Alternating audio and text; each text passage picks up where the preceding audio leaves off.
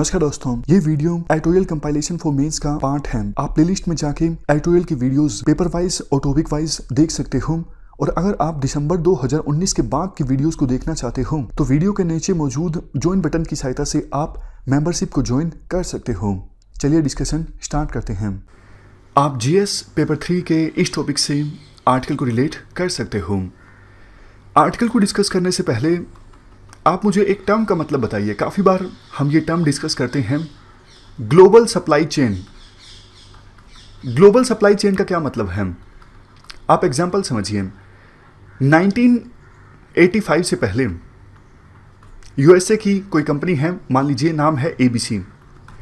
ABC company USA में ही manufacturing करती थी, यूएसए से ही रॉ मटेरियल को प्रोक्योर करती थी और यूएसए में ही डिस्ट्रीब्यूशन सेंटर था। हालांकि माल फाइनल प्रोडक्ट बनने के बाद काफ़ी सारे देशों में जाता था, लेकिन ऑपरेशंस सारे यूएसए में होते थे। लेकिन 1985 के बाद इस कंपनी को समझ में आ गया कि मैन्युफैक्चरिंग यूएसए में करना महंगा पड़ रहा है। डेवलपिंग कंट्रीज में लेबर जो है वो सस्ती अवेलेबल है, तो क्यों ना प्रोडक्शन बेसिस को यानी मैन्युफैक्चरिंग सेंटर्स को डेवलपिंग कंट्रीज में शिफ्ट किया जाए। वहाँ पे अगर हम मैन्युफैक्चर करेंगे तो हमें सस्ता पड़ेगा। इसके अलावा एबीसी कंपनी को यह भी समझ में आ गया कि यूएसए से ही अगर माल को प्रोक्योर किया जाता है तो रॉ मटेरियल महंगा पड़ता है, तो जहाँ से रॉ मटेरियल हमें सस्ता मिल रहा है वहाँ से प्रोक्योर किया जाए। एबीसी कंपनी को यह भी समझ में आ गया कि डिस्ट्रीब्यूशन सेंटर किसी ऐसी जगह पे होना चाहिए जहाँ पे ऑपरेशंस चलाना आसान है, कनेक्टिविटी अच्छी हो। For example Singapore, Hong Kong. तो देखो 1985 के बाद क्या हुआ, काफ़ी सारी ट्रांसनेशनल कॉरपोरेशंस और मल्टीनेशनल कंपनीज जो थी उन्होंने अपने प्रोडक्शन बेसिस को डेवलपिंग कंट्रीज में शिफ्ट करना स्टार्ट कर दिया। उन्होंने अलग अलग जगहों पर अपने डिस्ट्रीब्यूशन सेंटर बनाए, रॉ मटेरियल्स को भी वहाँ से प्रोक्योर करना स्टार्ट कर दिया जहाँ से उनको सस्ता मिल रहा था। तो ये एक नेटवर्क सा बन गया। सप्लाई चेन में ग्लोबलाइजेशन देखने को मिला। और देखो इसकी शुरुआत हुई थी गारमेंट्स सेक्टर से। शुरुआत में कई सारे डेवलपिंग कंट्रीज में प्रोडक्शन बेसिस शिफ्ट किए थे बड़ी बड़ी एमएनसीज ने, लेकिन बाद में चाइना ने देखो ज़्यादा बेनिफिट्स प्रोवाइड किए मल्टीनेशनल कंपनीज को और चाइना में ज़्यादा प्रोडक्शन बेसिस शिफ्ट हुए। तभी तो चाइना आज के समय में मैन्युफैक्चरिंग हब है। लेकिन देखो चाइना मैन्युफैक्चरिंग हब है, इसका एक रीज़न ये भी है, चाइना वाले रिवर्स इंजीनियरिंग में बड़े उस्ताद हैं। रिवर्स इंजीनियरिंग में क्या होता है, फाइनल प्रोडक्ट को देख के, फाइनल प्रोडक्ट को एग्जामिन करके आप अंदाज़ा लगा लेते हो कि कैसे इस प्रोडक्ट को कंस्ट्रक्ट किया होगा। तो यूएसए की कंपनीज ने प्रोडक्शन बेसिस को शिफ्ट किया चाइना में। उन्होंने देखा यूएसए की कंपनीज ऐसा कर सकती हैं तो हम भी ऐसा कर सकते हैं। उन्होंने बैकवर्ड इंटीग्रेशन भी किया। बैकवर्ड इंटीग्रेशन में क्या होता है, मान लीजिए कोई कंपनी है ए, वो देखो एक्स कंपनी से रॉ मटेरियल को सोर्स करती है, मतलब एक्स कंपनी से रॉ मटेरियल को परचेज करती है फाइनल प्रोडक्ट बनाने के लिए। तो ए कंपनी अगर एक्स कंपनी को ही परचेज कर लेती है ताकि सप्लाई में फ्यूचर में कोई दिक्कत आए ही ना, यानी जो सप्लायर था उसी को आपने खरीद लिया। ये एग्जाम्पल है बैकवर्ड इंटीग्रेशन का। हेल्थ प्रोडक्ट्स की बात करें, चाइना देखो आज के समय में एक्टिव फार्मास्यूटिकल इंग्रेडिएंट्स जो कि ड्रग्स मैन्युफैक्चरिंग में एक प्रकार से रॉ मटेरियल है, इनका ग्लोबल सप्लायर है। Personal protective equipments, medical devices, diagnostics, इन सब का भी ग्लोबल सप्लायर है चाइना, जिसकी कोविड-19 की महामारी में मेजर इम्प्लीकेशंस भी देखने को मिली। इम्प्लीकेशंस देखो इसलिए देखने को मिली, जब इन देशों को आवश्यकता महसूस हुई कोविड-19 से निपटने के लिए मेडिकल इक्विपमेंट्स की, ड्रग्स की, तो इन्हें ये रियलाइज़ हुआ, अरे ये हमारे देशों में तो बनते ही नहीं हैं, ये तो हमें चाइना से इंपोर्ट करने पड़ते हैं।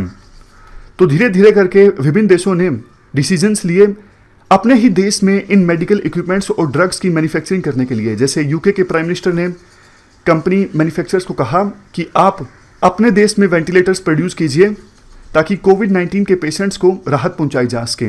इवन यूएसए के प्रेसिडेंट ने भी डिफेंस प्रोडक्शन एक्ट 1950 को इन्वोक किया। इस एक्ट में प्रोविज़न ये है, अगर सरकार कहती है कुछ प्राइवेट मैन्युफैक्चरर्स को कि अभी आप जो प्रोडक्ट बनाते हो उसको छोड़ के ज़रूरी मेडिकल प्रोडक्ट्स बनाइए, मतलब ऐसे प्रोडक्ट्स का निर्माण कीजिए जो ज़रूरी हैं, जिसके बारे में सरकार ने आपको बोला है, तो फोर्ड कंपनी को यूएसए के प्रेसिडेंट ने बोला था कि आप वेंटिलेटर्स बनाइए इस एक्ट को इन्वोक करके।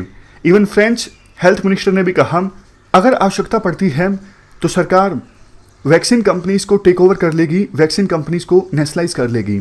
इवन स्पेन ने बहुत सारे प्राइवेट हॉस्पिटल्स को नेशनलाइज कर भी दिया है। इजराइल और चिली, इन्होंने कंपल्सरी लाइसेंस दे दिया है कुछ ड्रग प्रोड्यूसिंग कंपनीज को कि आप मेडिसिन प्रोड्यूस कीजिए ताकि वो अफोर्डेबल हों। मतलब पेटेंट को इग्नोर करके कंपल्सरी लाइसेंस दे दिया गया कुछ लोकल ड्रग मैन्युफैक्चरिंग कंपनीज को, आप सस्ती ड्रग्स प्रोड्यूस कीजिए। चाइना के जो बिलियनर हैं जैक माम, अलीबाबा कंपनी के फाउंडर, इन्होंने एक फ़्लाइट भेजी यूएसए में जिसमें 5.4 मिलियन फेस मास्क और बहुत सारी ये चीज़ें थी। तो ऐसा करके उन्होंने एक प्रकार से इनडायरेक्टली अपनी पावर को शो किया, देखो हमारी मैन्युफैक्चरिंग कैपेसिटी कितनी है। इन सब एग्जाम्पल्स की सहायता से राइटर ये शो करना चाहते हैं कि विभिन्न देशों को ये रियलाइज़ हो गया कि देखो इकोनॉमिक एफिशिएंसी के नाम पर हम पूरी तरह से चाइना के ऊपर डिपेंड हो गए हैं। मतलब पहले हमारी सोच ये थी कि चाइना से माल इंपोर्ट करना सस्ता पड़ रहा है तो चाइना से ही कर लेते हैं, बजाय ये इंश्योर करके कि हमारे देश में ही इसकी मैन्युफैक्चरिंग हो। लेकिन कोविड-19 की महामारी आई तब इन देशों को रियलाइज़ हो गया कि इस महामारी से निपटने के लिए हम तो दूसरे देशों पर डिपेंड हैं, हमारी प्रिपेयर्डनेस ही नहीं है। इन देशों को ये भी रियलाइज़ हो गया अगर देखो कोई चीज़ हमारे देश की कंपनी के लिए अच्छी है तो कोई ज़रूरी नहीं वो देश के लिए भी अच्छी है। क्योंकि देखो बहुत सारी यूएसए की कंपनीज चाइना से माल इंपोर्ट करती थी और इससे यूएसए की कंपनीज को फ़ायदा ही होता था क्योंकि चाइना से माल सस्ता मिलता था। बट जैसा हमने डिस्कस किया यूएसए तो चाइना के ऊपर डिपेंड हो गया ना, क्योंकि माल तो सारा चाइना से इंपोर्ट किया जा रहा है। अब नेक्स्ट हम बात करते हैं पर्टिकुलरली इंडिया की। इंडिया में देखो लाइसेंस राज खत्म हुआ था 1990-91 में। पहले तो लाइसेंस राज में क्या हुआ करता था, ज़्यादातर इंडस्ट्रीज़ इस्टाब्लिश करने के लिए सरकार से लाइसेंस लेना पड़ता था, बहुत सारे रूल्स एंड रेगुलेशन को कंप्लाई करना पड़ता था, सरकार बहुत सारी इंफॉर्मेशन मांगती थी। लेकिन लाइसेंस राज खत्म हो गया 1990-91 के बाद। पहले सरकार फॉरेन इन्वेस्टमेंट को ज़्यादा एंकरेज नहीं करती थी, सरकार नहीं चाहती थी कि दूसरे देशों से ज़्यादा इन्वेस्टमेंट आए, इसलिए सरकार ने काफ़ी रिस्ट्रिक्शंस भी लगाई हुई थी। लेकिन लाइसेंस राज खत्म होने के बाद, लिबरलाइजेशन आने के बाद हमने उन रिस्ट्रिक्शंस को हटा दिया, यानी फॉरेन कंपनीज हमारे देश में इन्वेस्ट करती हैं तो हम उनका स्वागत करने लगे। तो इंडिया को भी इससे नुकसान हुआ। अब जैसे मैं आपको एग्जांपल देता हूं, कोविड-19 की महामारी है, इंडिया की जो ड्रग्स मैन्युफैक्चरिंग कंपनीज हैं वो देखो एपीआई के लिए यानी एक्टिव फार्मास्यूटिकल इंग्रेडिएंट्स के लिए चाइना पे डिपेंड करती हैं। यहाँ पर थोड़ा डेटा दिया हुआ है, 58 एपीआई ऐसे हैं जिनको लेके हमारी डिपेंडेंस चाइना के ऊपर 90 to 100% है। मतलब कहने का ये है, ये देखो ऐसा रॉ मटेरियल है, ऐसे एपीआई हैं जो हमें ऑलमोस्ट सारे के सारे चाइना से ही इंपोर्ट करने पड़ते हैं। और कई सारे एपीआई ऐसे हैं जो 30% इंडिया से सोर्स हो जाते हैं, बाकी 70% हमें चाइना से इंपोर्ट करने पड़ते हैं। जब देखो ये महामारी आई, क्योंकि इंडिया आपको पता है सस्ती ड्रग्स प्रोड्यूस करता है, तो वर्ल्ड के खासकर developing countries, least develop countries वो इंडिया की तरफ देखते हैं। उनको पता है इंडिया सस्ती ड्रग्स बेचता है, तो जैसे ही ये महामारी स्टार्ट हुई सभी देशों ने इंडिया को बोला कि भाई आप ड्रग्स भेजो।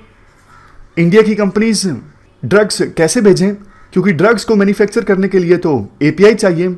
एपीआई फिलहाल चाइना से आ नहीं रहा है क्योंकि चाइना में लॉकडाउन है।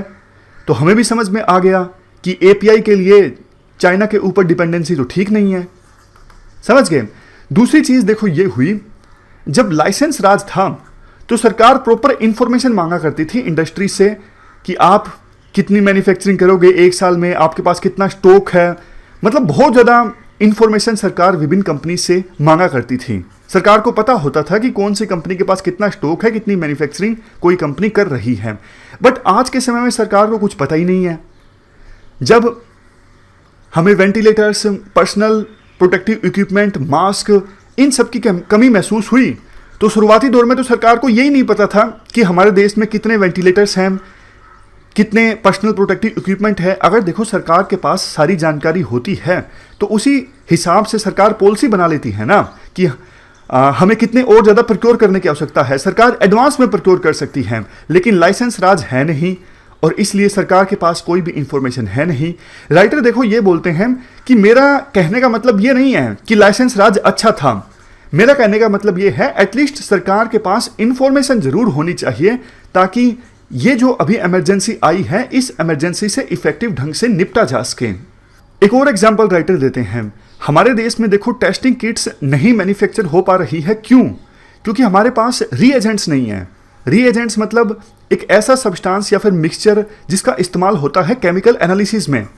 हम ये चाइना से इंपोर्ट करते हैं। रीएजेंट्स के मामले में हमारी जो डिपेंडेंसी है वो 100% चाइना के ऊपर है। तो रीएजेंट्स ही नहीं है हमारे देश में, तो कैसे हम टेस्टिंग किट बनाएंगे? ये सब देखो इकोनॉमिक एफिशिएंसी के नाम पर हुआ। मतलब लोकल जो टेस्टिंग किट मैन्युफैक्चरिंग कंपनीज थी उन्होंने सरकार को बोला कि रीएजेंट्स चाइना से सस्ते मिलते हैं, आप चाइना से इंपोर्ट करने दीजिए, कोई दिक्कत नहीं है, कोई नुकसान नहीं है। लेकिन नुकसान तो अब सामने आया ना, क्या नुकसान है? महामारी की सिचुएशन में तो हम तो दूसरे देश पे पूरी तरह से डिपेंड हो गए। इवन देखो ग्लोबल सप्लाई चेन से एक बड़ा नुकसान जो ये हुआ है, ये बड़ी बड़ी जो एमएनसीज है ना, ये डेवलपिंग कंट्रीज को खास करके मजबूर करती हैं कि आप लेबर लॉज को कमज़ोर कीजिए। आपके देश में लेबर लॉज जो है बहुत ज़्यादा सख्त हैं, आप इन्हें डाइल्यूट कीजिए ताकि हम आपके देश में मैन्युफैक्चरिंग कर सकें। सरकार को भी लगता है कि बड़ी कंपनी आएगी, देश में इन्वेस्ट करेगी तो इससे काफ़ी ज़्यादा फायदा होगा, और होता भी है। तो इसलिए सरकार ने पिछले कुछ सालों में लेबर लॉज को डाइल्यूट कर दिया है और अभी भी प्लान है और भी ज़्यादा करने जा रही है। लेकिन देखो इसका नुकसान ये होता है कि कॉन्ट्रैक्ट बेसिस पे वर्कर्स को हायर किया जाता है, जब मर्जी चाहे जब निकाल दिया जाता है। काफ़ी बेकार कंडीशंस में मजदूर काम करते हैं, उन्हें कोई सोशल सिक्योरिटी नेट नहीं प्रोवाइड किया जाता। ये भी एक बड़ा नुकसान हुआ है ग्लोबल सप्लाई चेन्स का। तो लास्ट में आर्टिकल के राइटर्स के द्वारा ये कहा जाता है, देखो इस महामारी ने हमें ये सोचने पर मजबूर कर दिया है इकोनॉमिक लिबरलाइजेशन से क्या क्या नुकसान हुआ है।